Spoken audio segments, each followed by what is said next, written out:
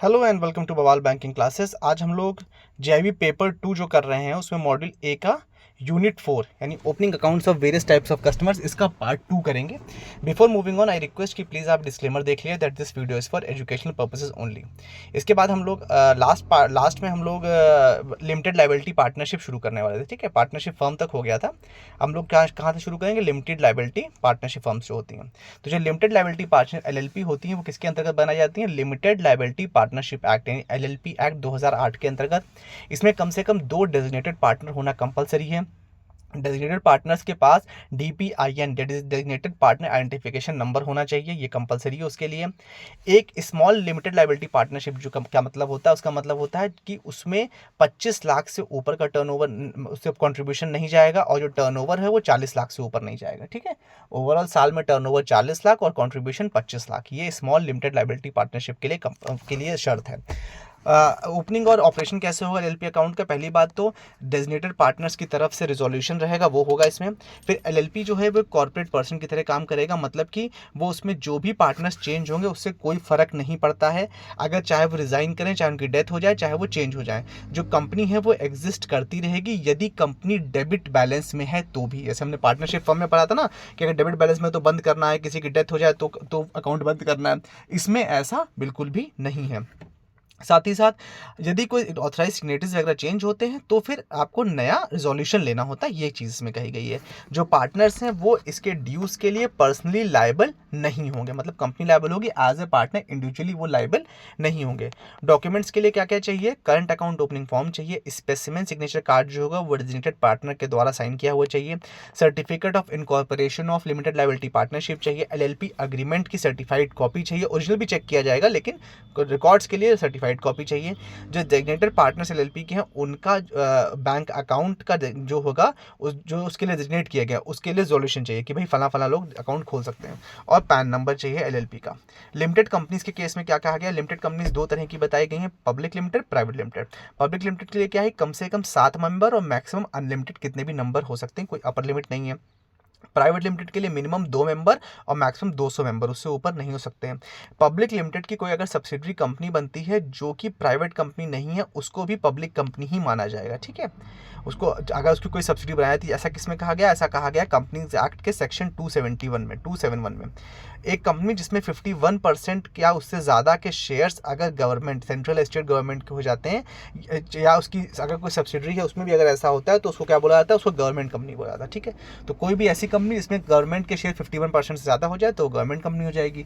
7 से लेकर unlimited member होंगे तो वो पब्लिक कंपनी हो जाएगी। प्राइवेट लिमिटेड कब होगा? जब वो 2 से लेकर 200 के बीच में मेंबर होंगे।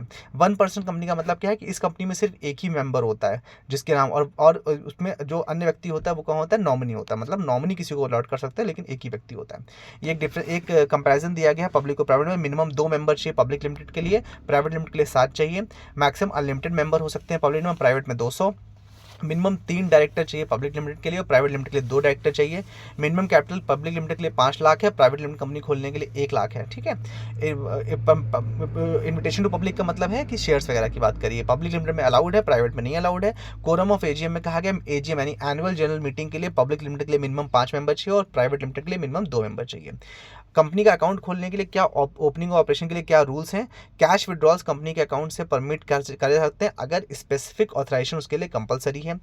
कोई भी फ्रॉड या उसको रोकने के लिए ऐसा किया जाता है कि 2 या 2 से ज़्यादा ऑथराइज सिग्नेटरीज जॉइंटली इसको ऑपरेट करेंगे, जो कंपनी का अकाउंट होगा उसको। यदि किसी ऑथराइज सिग्नेटरी की डेथ हो जाती है तो फिर पेमेंट जो चेक का है वो रोका नहीं जाएगा। अगर उससे पहले साइन किया और बाद में डेथ हो गई तो कंपनी का पेमेंट रोका नहीं जाएगा, बशर्ते वो कंपनी एक्सिस्टेंस में होनी चाहिए। जो भी चेक पेबल होगा कंपनी को वो किसी भी पर्सनल अकाउंट में नहीं डाला जाएगा। पर्सनल का मतलब ये नहीं कि आपने डायरेक्टर के या जो ऑथराइज सिग्नेटरी उसके पर्सनल अकाउंट में पेमेंट कर दिया, ऐसा नहीं, कंपनी के अकाउंट में ही पेमेंट किया जाएगा अगर कंपनी के नाम पर चेक है तो। और कंपनी अकाउंट खोलने के लिए क्या क्या डॉक्यूमेंट चाहिए? एक तो सर्टिफाइड कॉपी ऑफ मेमोरेंडम चाहिए, आर्टिकल ऑफ एसोसिएशन चाहिए यानी एओए चाहिए, सर्टिफिकेट ऑफ इनकॉर्पोरेशन चाहिए, डायरेक्टर्स जो है उनका नेम चाहिए है, बेनिफिशियल ओनर्स का चाहिए। बेनिफिशियल ओनर्स कौन होते हैं? हम लोग लास्ट वीडियो में डिस्कस कर चुके हैं, मतलब कि उस कंपनी से उनको बेनिफिट हो जाए, भले ही वो उसके ऑथराइज सिग्नेटरी नहीं होंगे, मेंबर नहीं होंगे, बोर्ड का पार्ट नहीं होंगे, लेकिन बेनिफिशियल ओनर मतलब सपोज कोई प्रॉपर्टी रन करी जा रही है, कोई होटल चलाया जा रहा है तो होटल से जो अर्निंग हो रही है उसमें से बेनिफिशियल ओनर कौन होगा? होटल का मालिक भी होगा, भले ही वो उसको रन करने में उसका पार्ट ना हो, जो कंपनी उसको रन कर रही है उसमें उसका कोई रोल ना हो, लेकिन ओनर वही है। तो बेनिफिशियल ओनर का मतलब है जिसको प्रॉफिट, जिसको फायदा हो रहा है।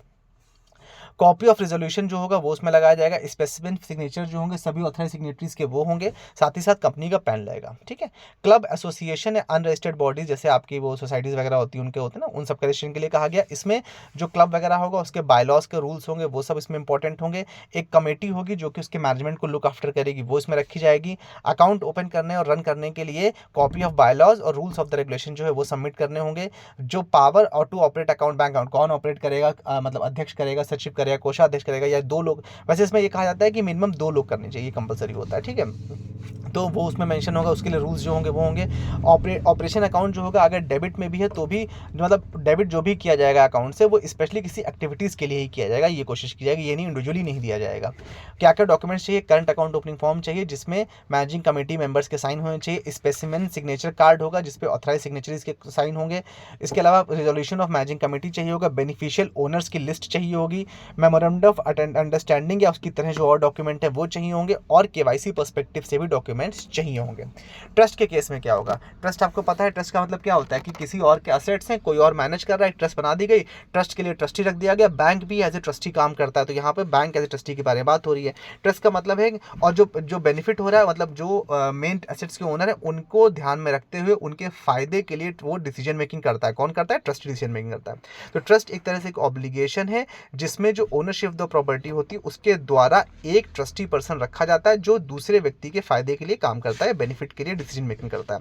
जो पर्सन इसमें अपना कॉन्फिडेंस दिखाता है उसको ऑथर कहेंगे, मतलब जो आपको ट्रस्टी बना रहा है वो ऑथर कहलाया जाएगा, और जो ट्रस्टी बन रहा है वो तो ट्रस्टी है ही। ठीक है, तो ट्रस्ट में जिसकी एक्चुअली ट्रस्ट का जो मालिक है वो ऑथर हो गया, वो डिसाइड करेगा कौन ट्रस्टी होगा, और जो इस जिम्मेदारी को उठाने को तैयार होता है वो ट्रस्टी होता है। ठीक है, जिसके बेनिफिट के लिए काम किया जा रहा है उसे बेनिफिशियरी कहेंगे। फॉर एग्जाम्पल, कोई ओल्ड पर्सन है, उसने क्या किया, एक बैंक को कहा कि भाई आप हमारा ये प्रॉपर्टीज को मैनेज करिए या ये शेयर्स को मैनेज करिए, तो उसे ट्रस्टी बना दिया, बैंक ट्रस्टी बन गया।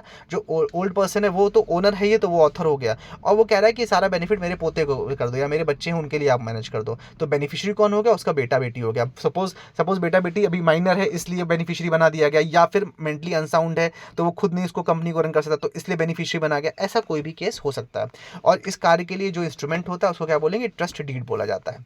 ऐसे अकाउंट्स खोलने के लिए एक तो ट्रस्ट डीड की कॉपी चाहिए होती है, साथ ही साथ 2 या 2 से ज़्यादा ट्रस्टी होने के केस में सभी ट्रस्टीज को अकाउंट जॉइंटली ऑपरेट करना होता है। यदि किसी एक ट्रस्टी या एक से ज़्यादा ट्रस्टी की डेथ हो जाती है तो उसमें जो अथॉरिटी है वो रिमेनिंग ट्रस्टीज़ में वेस्ट हो जाती है, मतलब वो करते हैं। और जब सभी ट्रस्टीज़ की डेथ हो जाती है तो नए ट्रस्टी अपॉइंट किए जाते हैं by the court of law. ठीक है, अगर किसी ट्रस्टी को इंसॉल्वेंसी हो गया कुछ जाता है तो वो इंसॉल्वेंसी ट्रस्ट पे एप्लीकेबल नहीं होगा। इंसॉल्वेंसी पर्टिकुलर इंडिविजुअल ट्रस्टी की होगी, ना कि ट्रस्ट की।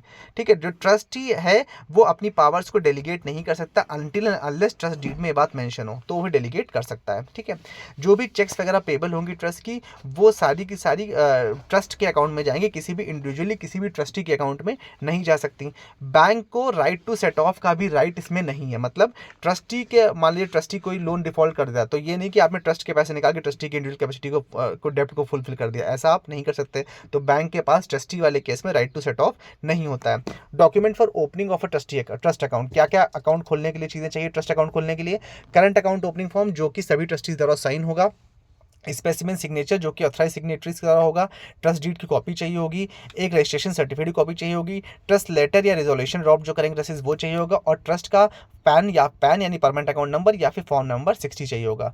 एग्जीक्यूटर्स और एडमिनिस्ट्रेटर्स क्या होते हैं? एग्जीक्यूटर्स का मतलब ये होता है कि ऐसा, खैर ये हम लोग नेक्स्ट वीडियो में डिस्कस करते हैं। ठीक है, ये ऑलरेडी वीडियो काफी लंबा हो चुका है। Thank you so much for a valuable time. Do like, share and subscribe and comment so that we can improve in a better way. Thank you so much.